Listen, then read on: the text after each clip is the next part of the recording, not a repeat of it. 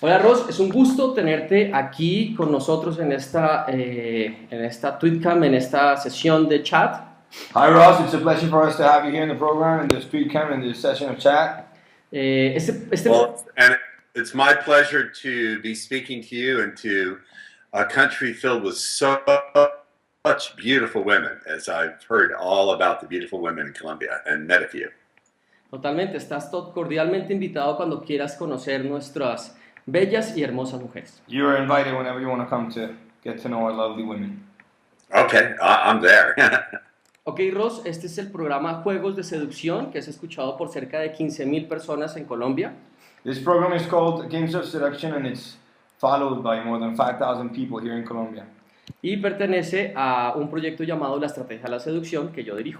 It's from a project called Seduction Strategy, from which I'm the director. Ok, Ross, lo primero que quiero preguntarte es, ¿cómo llegaste a la programación neurolingüística? The first thing I want to ask you is, how did you get to neuro-linguistic programming? In 1987, I knew a girl who had some books, and I picked up a book off her bookshelf called The Structure of Magic. And this was a book by John Gridner and Richard Bandler, and I hated it. I thought it was about, stage magic, manipulating coins and all that stupid stuff that magicians do, and I hated it. I gave it back to her. I couldn't read it. And then about 2 or 3 weeks later, I was walking in a bookstore, and my hand just reached up for a book without me knowing what I was doing, and I pulled down Frogs into Princes by Richard Bandler and John Gridner, and that book just blew my mind. That book was so brilliant, and I knew then and there, I thought, this is going to be my life's work. I'm going to do whatever I can to understand it. So that was my first real introduction where it held and took my imagination. Para ti, ¿cuál ha sido la mayor contribución que logra tener la programación neurolingüística a la vida de las personas? For you, what has been the most important Contribution from neurolinguistic programming to life? You mean my contributions, what I've given to NLP, or what NLP has done for me? What NLP has done for humanity. For humanity? I can't speak for that. I can't speak for what NLP has done for humanity. I can only speak to what I've done with it, with other people, and what it's done for me personally. I can speak to that if you'd like me to speak to that. Definitely. I think the thing that NLP has done most for me is to get me to see the world to see processes and activities where other people see things. And to understand that people don't see the world objectively, they see it through the filters of their experiences and their beliefs. This has been profound. Both of those understandings are counterintuitive to the way most people think about life. NLP, one of the fundamental ideas of NLP is we look for process, not things. So if someone comes to me and says, I want more confidence, they're thinking about confidence as a thing. I know that confidence is not a thing. It is an ongoing activity that they produce, the end result of an ongoing activity. So in that respect, NLP sort of frees up my world, uncages and frees my world so that I can see process and activity going on all around me, both of myself and other people. That's profound. And the second thing it's done for me is to recognize, really see how people interpret reality through their filters, and be able to move those filters around to get them to interpret things in ways that serve me and them better. So those are the two profound, most important things it's done for me. Everything else in NLP, all the techniques, the hypnotic techniques, the persuasion techniques, modeling talent, they all come from those two basic, fundamental, different ways of looking at life. If you don't get those different ways of life, the techniques don't really have the power that you do when you understand NLP on that level. And in that sense, NLP is very much like Zen and other styles of Buddhism, where they don't see a tree, they see the activity called a tree. They don't see a thing called a person, they see the activity called a person. And this is a profound, I think there's a connection there between Buddhist thought and NLP. Ok, Ross. ¿Cuál es el marco interno, hablando de persuasión ahora, el marco interno que debería tener una persona que se dedique a influir en los demás, a persuadir? What should a person that is dedicated to persuade others What should they have in order to do that? Well, I think those two understandings I outlined first and foremost are very important. The third one is that people's decisions are dependent on the state of mind they're in.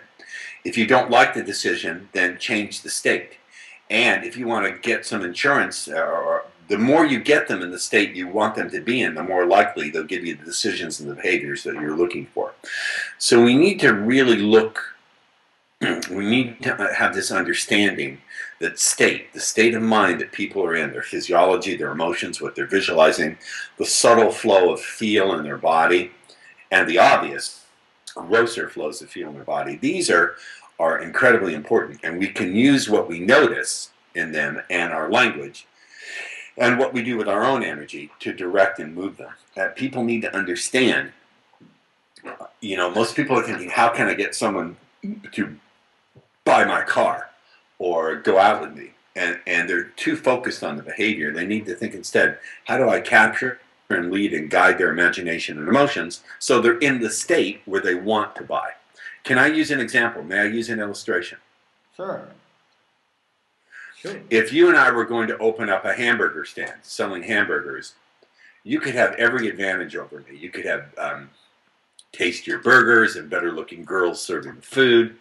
But if I had my hamburger stand right next to a starving, hungry crowd of people, I would do better because I've got that crowd and they're hungry. If you're in a place where there's lots of burger stands, you're not going to do as well. If I'm the only burger stand around in a neighborhood with 1 million people, I'm going to do better because people are hungry. So you need to learn how to awaken people's hunger for what it is you have to offer.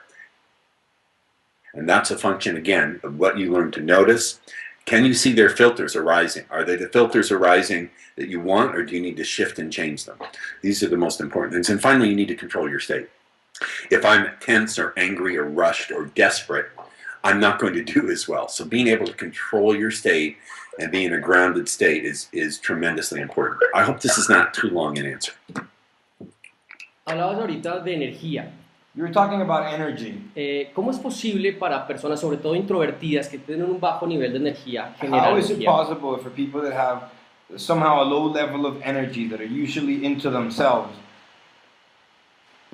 ¿Cómo es posible generar energía a How partir is it possible for them de las to herramientas generate que tú enseñas? energy, starting from the tools that you teach, that you help? Well, I think everyone needs to have a meditation practice. That's why since 2006 I've been meditating, and I think it's done profound things for me. My meditation teacher and the practices he's taught me have been as impactful and important to me, if not more so, than NLP on so many different levels.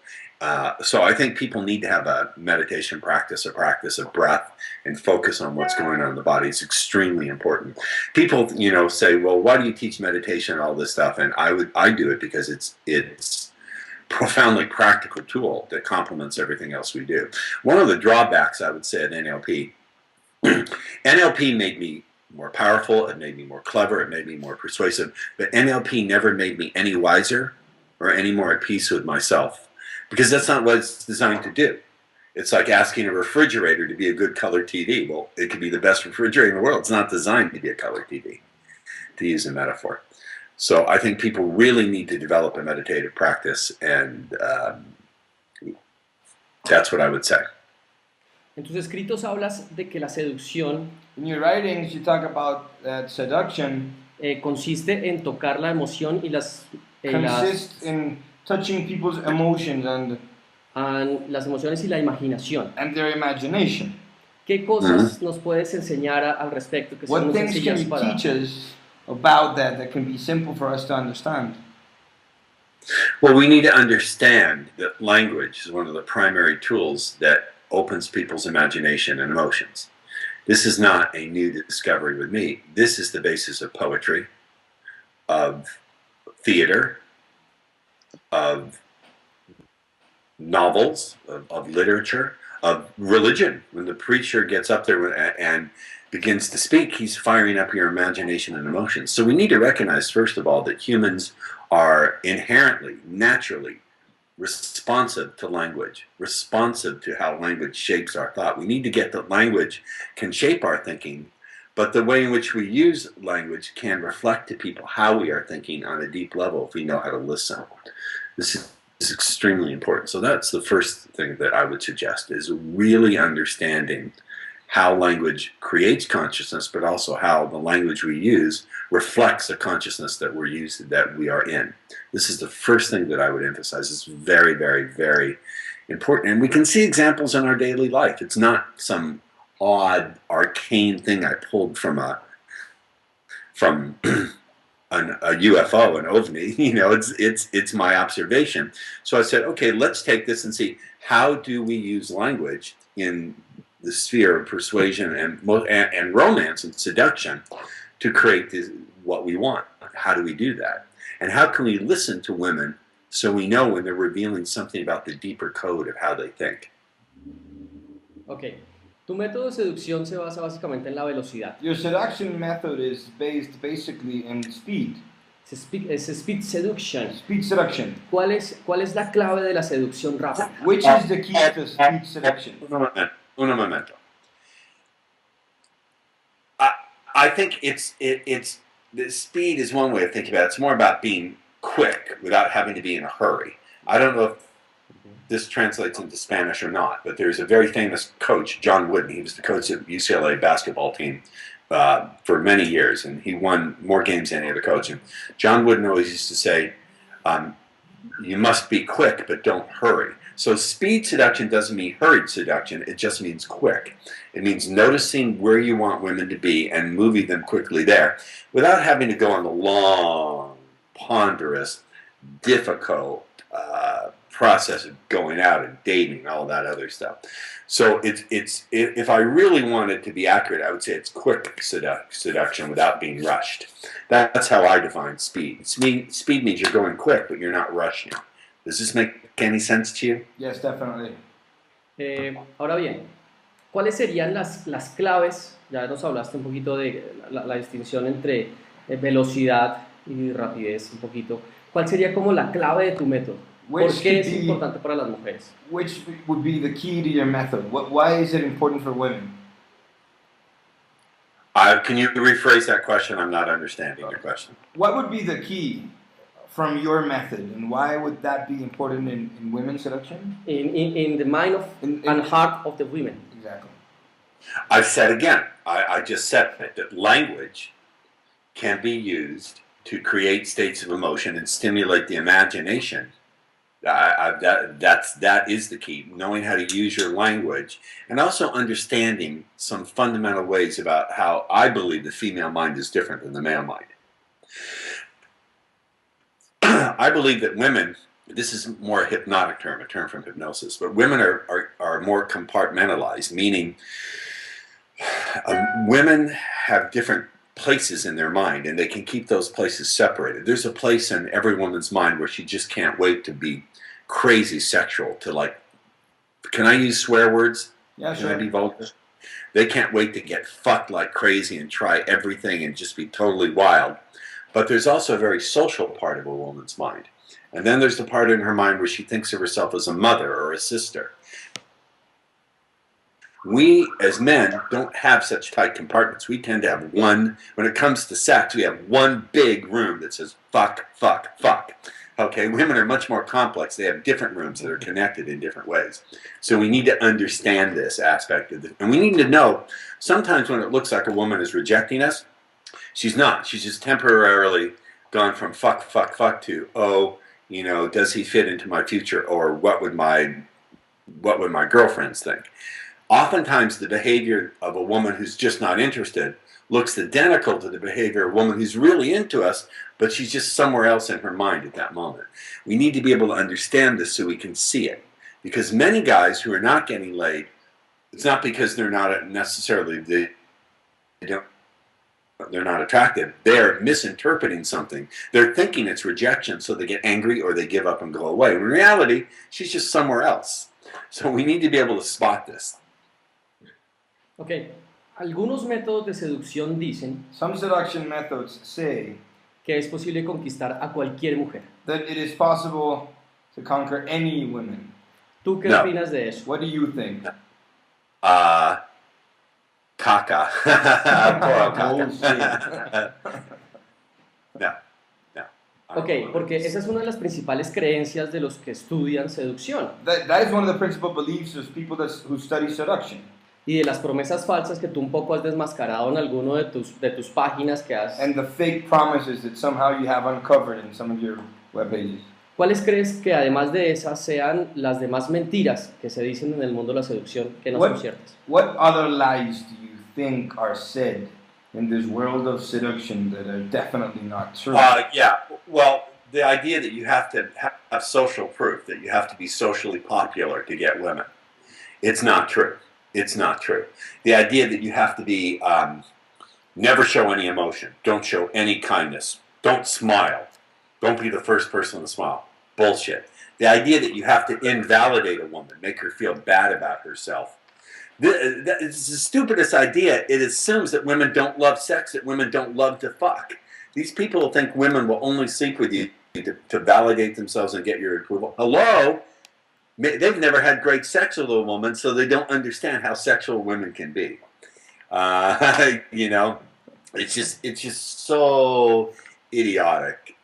Social circle game. It's nonsense. The vast majority of the other teachers, and you can see, here's the thing, people think I'm negative. No, I'm just saying what I really think to be true. I think the vast majority of these other people out there are mentirosas or maricon.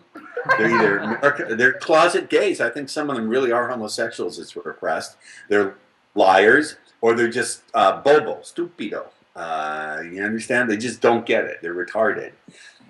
Estoy completamente... And many of them are just frauds. Many of them are criminals. They know they're lying. They know that their stuff doesn't work. They don't care. They're only in it for the money. Estoy completamente... This is what I truly believe. This is not a marketing thing I'm doing or because I'm a negative person. I think I can see. I know it works. I've been doing this since 1988. I've been teaching. Well, I wrote my first book. I started teaching in 1991, but many, many years.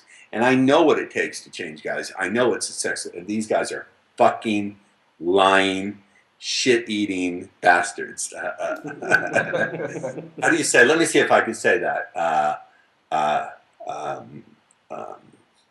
Chinga, mentiroso, cabron, right? Yeah. Ok, me llamó la atención uno de los puntos que dijiste y quisiera que profundizaras en él. One of the things that called my attention of the things that you said, and I would like you to go deeper into that, El tema de la prueba social. the El thing tema, of de, social proof or approval. el tema de que no es necesario tener la aprobación social para seducir mujeres. It Quisiera- is not necessary to have social approval to be able to seduce or seduct women. Of course not. Of course not. Why would it be necessary? Ok, en muchos dicen tienes que hacerte un grupo de amigos, tienes que salir. Many say that you should have a group of friends, that you should go out. Los introvertidos entonces se sienten mal porque están siempre solos. Those who There are are, always into there are lots of guys who get laid without having friends, and you don't need it. If you can capture and lead someone's imagination and emotions, you don't need it. You know the famous seducer Don Juan and Casanova?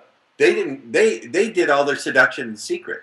They seduced women, married women, women with boyfriends in secret, with just them and the woman. It's just a bunch of lies. What they're saying is a bunch of lies. Ok, hablemos ahora de tu programa de Mind Frame Persuasion. Let's talk about your program of My Friend Persuasion. ¿En qué consiste Yes. este programa? What is that about? It's about some realizations of the new atmosphere that people are in these days. Mind frame persuasion is based on a few simple ideas, but they're powerful ideas, and you need to understand all of them. First of all, it's based on that central idea from NLP that people don't just make decisions with a clean blank slate. They're coming to you with a set of filters through which they see their world, the mind frame. The mind frame is the beliefs and the emotions through which they're looking at you, whether it's your sales page, whether it's you giving a live presentation, whether it's over the internet. They have a certain set of ideas and emotions through which they look at you. That's their mind frame. The second realization, and this is very, very powerful and very important, Nowadays, people are coming to you. First of all, they're very distracted. There's a million different distractions. We have iPhones and iPads and cell phones and Facebook and Twitter. People now have so much impact, so many different points of stimulation that they just can't pay attention very well, even if they want to. We are now living in an attention deficit disorder society. What to say of marketing? It's what I call marketing attention deficit disorder. There's so much being bombarded, ads everywhere, texting. People can't focus. So we need to understand that people are scattered. Number two, people are scared. I don't know what the economy is like in Colombia, but the United States, I think, is in a major economic depression. And this is going on all over the world. I don't have time to explain what I think the reasons are. So people are scared. And they're working harder and harder just to stay at the same place economically. Many people in America have to take on a second job, or etc. So people are really stressed. And the third thing is people no longer trust their major institutions. Major institutions are failing. My bank that I used to bank at, Washington Mutual, where I do my business banking, it just disappeared overnight. They had to close their doors, and another bank bought them, thank goodness. That was the bank where I put all my investments. The major company in the United States that insures investments, AIG, it went bankrupt. So now so people don't trust anymore. They don't, with good reason. It's not paranoia. They have good reason not to trust major institutions. Who would think that major banks would fail? People don't And finally, people don't know how to make a good decision anymore, because what used to be a good decision no longer makes sense. My sister owns real estate all over Los Angeles. But when the real estate market dropped, that actually became a liability. It used to be part of her net worth. Now she owes more money than they're worth. She's basically wiped out. So people don't trust institutions. They don't even know how to tell if they're making a good decision anymore. They're overstressed, overstimulated, and scared. It's a much different reality. So mind frame persuasion says you need to understand all that. And nowadays, it's not enough to convince people that your product or service is something they want to buy. First, you've got to grab their attention and convince them that the very act of listening to you or reading your letter or watching is itself worthwhile and a valuable activity. So it's like two tracks of persuasion. The first track is to get them convinced that, yes, this is very valuable just to listen or watch. And then the second track is to do the normal process of persuading. If you're not aware of that, you're going to be in deep shit, in deep trouble. How do you say deep shit? ¿Cómo se dice deep shit en español? En mucha mierda. Yes, exactly. Claro. Ok. ¿Cuál ha sido el impacto que ha tenido tu curso Mindframe Persuasion en las personas que han ido? Es decir, what is the impact of your course of Mindframe and the people that have attended to that course? Es decir, las personas con qué salen de tu curso. I mean, what did the person leave with from your course? Well, they have it's the course. First of all, the first part of it is teaching people these basic ideas. The second part is teaching them how to use, there's certain words and ways of using language that put people in the frame of mind, that convince them that the very act of listening or watching is very important, that it's not a sale, but a valuable activity being led by a trusted friend. They learn how to use vague language in a structured way, and they learn how to use presuppositions of time, pseudo-orientation in time. So it's really profound and good stuff. And I'm working on different versions of it. I'm going to be doing something for the financial services sector here in the United States through a friend of mine, but that won't be probably ready till like summertime. Un concepto que me llamó It's fun. I'm really enjoying this. The only other time I did something with the translators, I did a seminar in Italy, a live seminar for 2 days, and they had 2 translators sitting in the back of the room, and everyone wore headphones. And then when someone asked me a question in Italian, I would put on the headphones, and the translators would put it into English. Creo que podríamos hacer lo mismo en Colombia. I think we could do exactly the same thing here in Colombia. Now, I know in Mexico they see a lot of ovnis. You know what an ovni is? UFO? Yes. OVNI. Yes? OVNI. Yeah. Yeah. Have you ever seen, are there OVNI sightings there in Colombia? Do you know anyone who's ever seen one? It depends what you have in your head, but maybe you could get to see some. I've seen them here in the United States. I don't know what they are, but I've seen them. I have no idea what they are. I'm very interested in that. I want to come and see the women and the ovnis. Seguro. Definitely. Ross, por último, ¿qué libros le recomendarías a las personas que quieran trabajar seriamente su crecimiento personal? What books would you recommend for people who really are decided into working personal growth? Oh, well, first of all, I would recommend my meditation teacher. His name is Shinzen Young. I'll type that for you. And he only does this in English, so it's not Spanish language. But I would recommend you get his book, Breakthrough Pain. And he has a audio series called The Science of Enlightenment. You can get this on Amazon.com. Shinzen's work has been even more impactful to me than Richard Bandler's work was. Shinzen is amazing. He is to meditation what Milton Erickson was to hypnosis, what I am to the field of pickup. Absolutely brilliant, life-changing work. You must get his stuff and study with him if you can. The next thing that I would recommend is a book called Louder Than Words. It's by a former FBI agent named Joe Navarro. You spell his last name.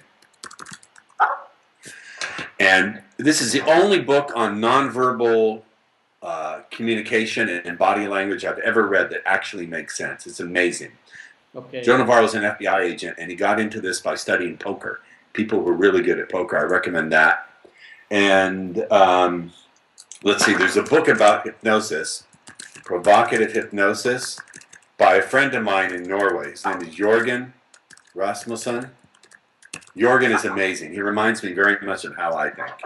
And, you know, I could go on and on about books. I'm an avid reader. I have bookshelves all over my house. But that's a good place to start. I would definitely, of all of those, Shinzen Young is remarkable. He's an incredible genius and a world teacher. Por último, Ross, ¿en qué estás ahora? ¿En qué estás trabajando ahorita? ¿Cuáles son tus proyectos ahora? To finish, what are you doing right now? What are your projects? What are you up to right now, Ross? I'm working on we're going to be doing a seminar on magic and non-local influence, non-local communication. I'm doing that. I'm going to be creating a mind frame course for the financial services industry here in America, but really fundamentally, I'm putting together a team of people and looking at different things to unfreeze people's world, to get people out of their rigidity and daily. I believe that getting good at anything in life that's been difficult is a matter of ongoing daily personal rebellion, going against the stream, refusing to give in to your old patterns of thinking, feeling, and then dissolving those and recreating who you want to be in every moment. I believe being joyous in this world is about personal rebellion and ongoing personal design, life as art.